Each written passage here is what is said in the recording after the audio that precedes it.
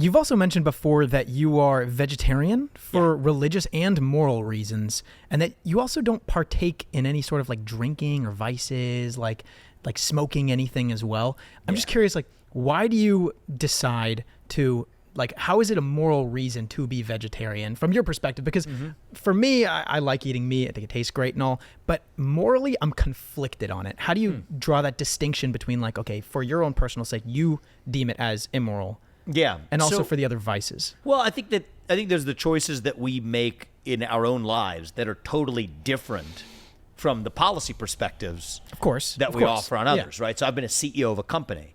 Well, do we serve meat at company events? Yes, we do. Because I believe that each person is able to make the choices that they deserve to make that's best for them. And certainly from a policymaking perspective, I'm a hard libertarian when it comes to people being able to make whatever decisions suit them and not legislating one form of morality. So put that to one side. I was raised in a vegetarian household, but the reason I remain vegetarian is that all else equal, I would rather not kill an animal for my culinary pleasure. If my life depends on it, absolutely.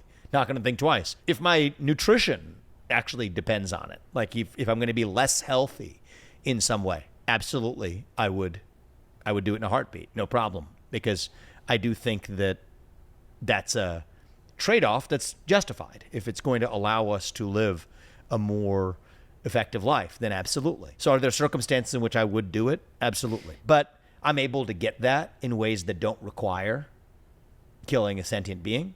If I can do it that way, I'll do it that way. That's the way I look at it. And then what about the no drinking stance? I'm not a hardliner. I just prefer not to be intoxicated. I prefer to be in control. Like, that's just part of the freakish nature of my control freak nature of myself, is I don't want to do things that, like, everything I want to do, I want it to be a conscious decision. When did you make that decision? When did you realize that? Probably like at a pretty young age. I mean, I like to be in control of the situations that I'm in.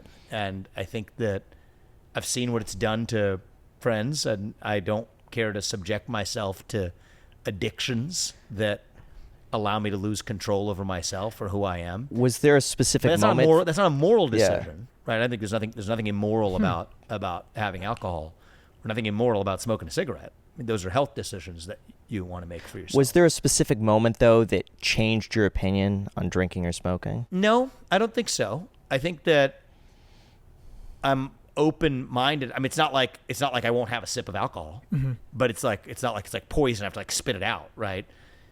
But I just don't like being intoxicated. And I think that I did grow up in a household where neither of my parents drank, so maybe that was sort of a natural conclusion for me to come to. I also have friends who have become alcoholics and have suffered through that reinforced my belief set as I grew up. It's the same part of me that likes to get a good night of sleep. I feel good and at my best the next day, that I don't want to feel hungover the next day, and I don't want to feel inebriated when I'm enjoying life plenty as it is. I don't even drink I rarely drink caffeine, actually. I don't have coffee. I have enough energy as it is. Where does the energy come from? We recently had a guest on our podcast that said, what was it? Like, of the uber successful, there is a hypomania. Yes. It's a very, very rare trait or gene that some people have. It's like a super gene where it means that you can get crazy energy off of very little sleep. I for better or worse, I have a lot of energy. So you probably have hypomania. Distance. Yes. Yeah, I don't know about the term, but I definitely am somebody who has a lot of energy. As long as I'm doing something that I think is worthy and interesting, I can run on very low fumes and be pretty high functioning. So I'm curious, who else in your family has that trait? My mom has that trait for sure. There we go. She is also not a coffee drinker.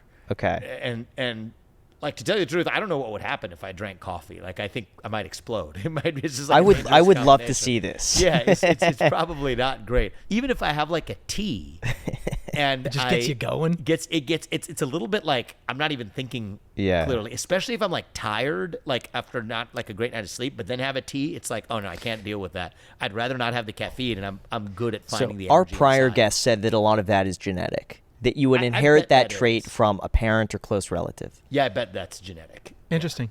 Yeah. Huh.